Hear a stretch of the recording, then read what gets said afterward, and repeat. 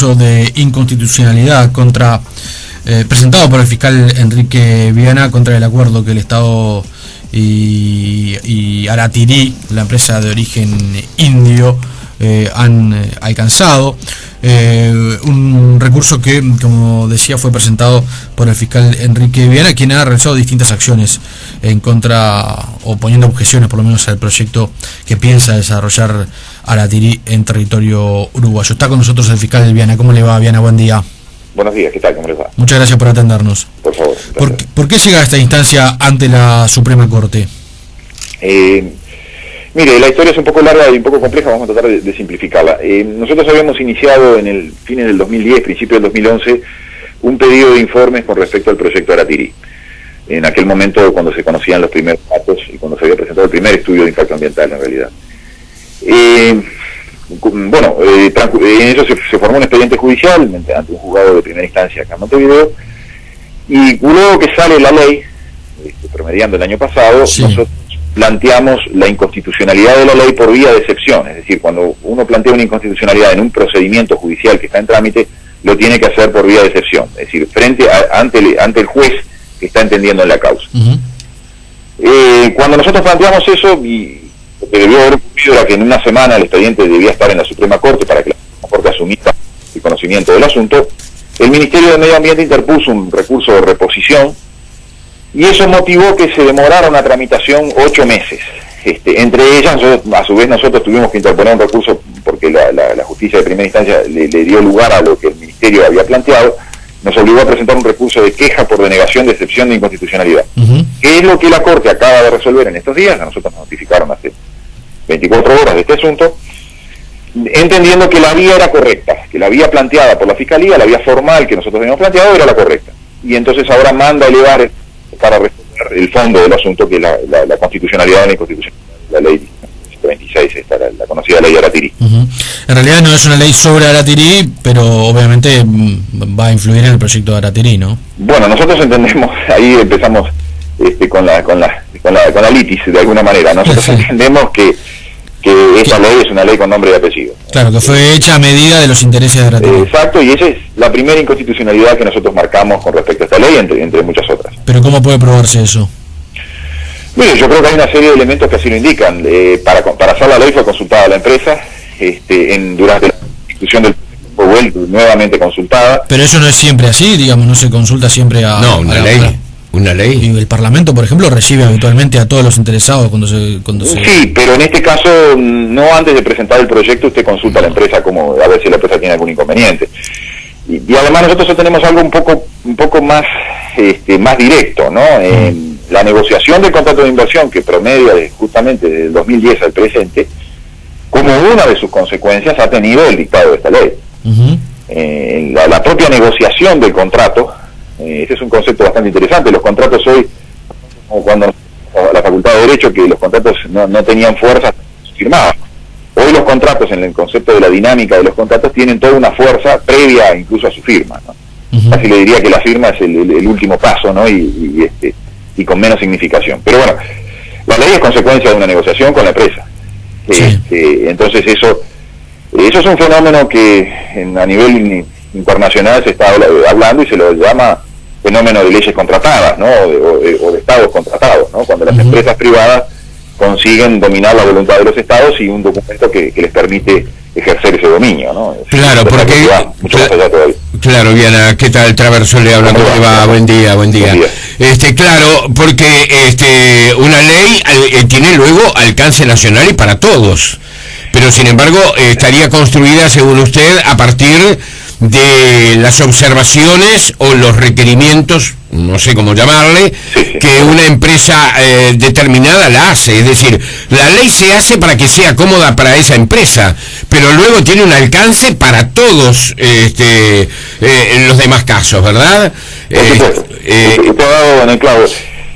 Las leyes a la medida, como se les llama, ¿no? Como un traje a la medida, ¿no? Que para favorecer un interés concreto, en este caso un interés lucrativo privado de una empresa concreta, tienen ese doble efecto. Es decir, es una ley que viola lo que constitucionalmente se define como la característica principal de una ley. La ley deben ser normas generales y abstractas y dirigidas a un número indeterminado de personas. Cuando usted dicta una ley para favorecer concretamente a un sujeto, para favorecer un proyecto concreto, como en este caso, lo que está haciendo es haciéndole un traje a la medida a ese sujeto, favoreciéndolo en todos sus intereses, y al mismo tiempo está despreciando todos los demás derechos. Por eso se dice que las leyes a la medida violan el principio de igualdad ante la ley. Todos quisiéramos tener un traje a la medida que nos distinguiera del resto y que nos permitiera hacer cosas que el resto no puede hacer. Pero eso viola el principio de igualdad ante la ley. ¿Cuántas leyes con esas características conoce usted, fiscal? Mire, en los últimos dos. ¿Cómo? La de Pluna y esta, Aratirí. Lo que sucede es lo siguiente: cuando una ley adopta esa característica, deja de ser una ley. Tendrá la vestimenta de ley, se va a llamar ley, pero lo que es un acto de autorización. Ahora, ¿no es relativamente común, por lo menos en Uruguay, que se dicten leyes con esas características para favorecer determinados proyectos, determinadas iniciativas? No, yo le digo que no. Si usted me dice en los últimos tiempos, bueno, capaz que le tengo que dar la razón, pero no es así. Sobre todo cuando usted resuelve un proyecto concreto. Ha habido leyes sectoriales, por ejemplo, la ley forestal, por poner un ejemplo claro. La zona franca. Las leyes sectoriales tienen un efecto, de cualquier manera, tienen un efecto para un número indeterminado de personas. Usted no puede decir, no, esta ley para favorecer al forestal cual, o para favorecer a la industria tal. Podrá hacer una inferencia de que sirvió para eso, pero de ahí a ir a un caso concreto de una empresa concreta, ya es dramático. Bueno, no se olvide que la ley de Pluna, que fue declarada inconstitucional, en gran medida fue declarada inconstitucional por esta cuestión, ¿no? ¿Cómo sigue este proceso ahora? Mire, este proceso continúa ahora con, como les decía, la ordena que se lleven las actuaciones para entrar al fondo de la...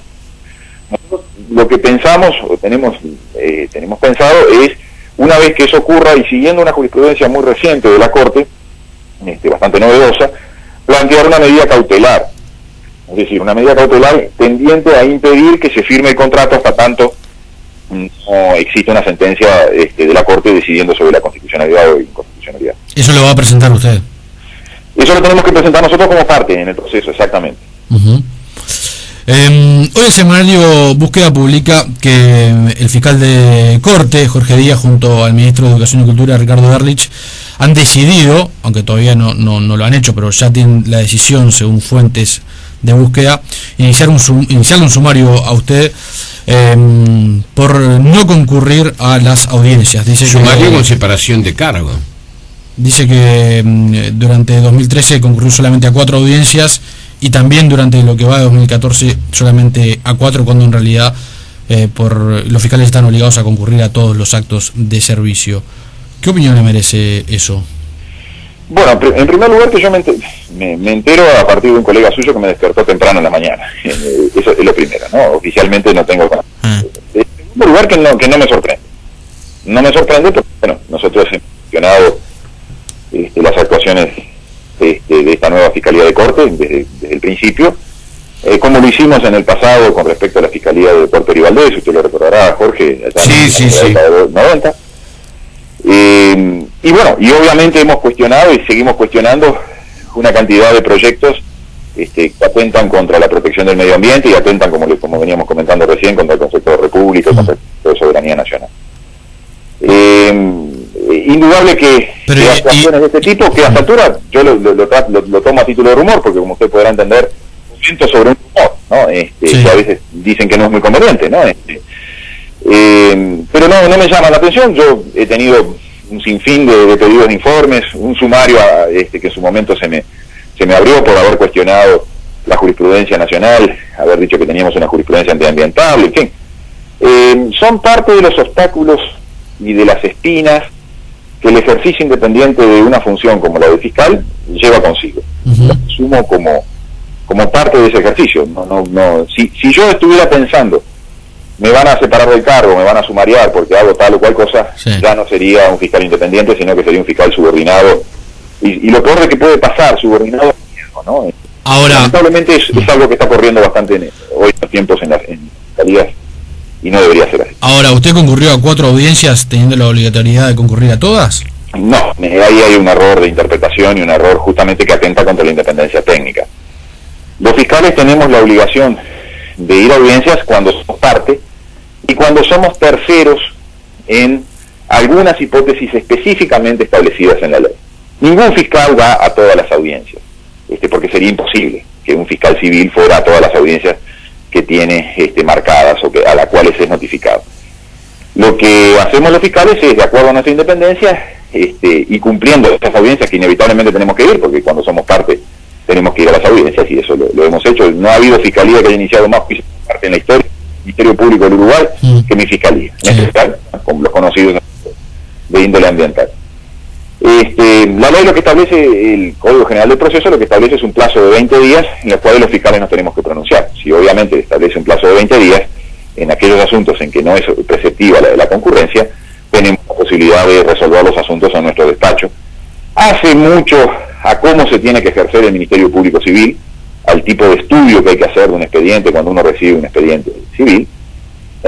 ¿Sabe lo que pasa? Que hay mucha de la gente que actualmente tiene poder de decisión que no sabe mucho para qué sirve la Fiscalía Civil. Entonces había que explicar un poco para qué sirve la Fiscalía Civil. Pero creo que no es el problema de explicar para qué sirven las Fiscalías Civiles y cuál es la función de la Fiscalía Civil.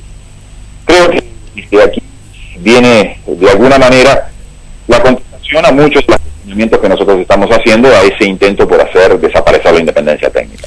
Quiere decir que usted lo que dice es que hay una persecución del Poder Ejecutivo hacia su trabajo. Yo entiendo de que mi trabajo molesta y que obviamente hay que poner obstáculos y espinas a mi trabajo, pero no voy a dramatizar sobre ese aspecto, porque creo que es lógico y natural que estas cosas acontezcan.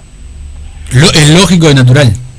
Es lógico y natural que si usted cuestiona Botnia, si usted cuestiona Dirox, si usted cuestiona Montes del Plata, si usted cuestiona Aratirí, y en todos esos cuestionamientos está involucrado el Estado, porque el Estado se ha vuelto socio de todos esos emprendimientos, eso moleste. Es decir, sería muy estúpido de mi parte pensar que cuando yo actúo... Mire, yo el primer asunto que yo actué allá en el año 2001 con respecto al tema del plomo, siempre pensé que era mi último asunto. Siempre que he actuado he pensado que ese puede ser mi último asunto, porque sabía que obviamente estaba enfrentando el monstruo, como expresión que utiliza habitualmente el presidente Mujica, el monstruo de una gran corporación nacional como puede ser Botnia, como puede ser Philip Morris, como puede ser Aratirí, sumado a el socio que supone ser el Estado y toda la estructura del Estado. Obviamente que cuando uno hace eso es consciente de que al día siguiente puede ya no estar trabajando en el asunto. Sí, usted también es parte de la estructura del Estado. Sin duda, y justamente trato de hacer valer esa condición. Yo soy aquello que Montesquieu hablaba de los pequeños resortes, los frenos y contrapesos del poder. Para eso hemos sido creados los fiscales, para, como decía Montesquieu, que el poder frene el poder. Obviamente que la partícula de poder que me corresponde a mí es bastante minúscula frente a toda la otra que le estoy mencionando. ¿Ha tenido contacto, por ejemplo, con el fiscal de corte sobre estos hechos? No concretamente sobre lo de Aratirí, sino en general sobre su actuación como fiscal. No, contacto personal no. Nosotros hemos interpuesto recursos administrativos, tenemos una acción de nulidad ante el TCA, la creación del cargo de fiscal inspector, que es un cargo que viola la independencia técnica. Sí. Hola. Sí, le escucho. Sí, se cortó en un momento. Pero no le han hecho saber a nivel personal que pueda existir alguna molestia. Lo que me han hecho saber, eso de hacer saber es relativo, ¿no? Obviamente que nosotros nos manejamos por comunicaciones oficiales, ¿no? No, pero a veces también le pueden llamar y decirle, che, Enrique, bajá un poquito, levantá un poquito la pata que nos está complicando.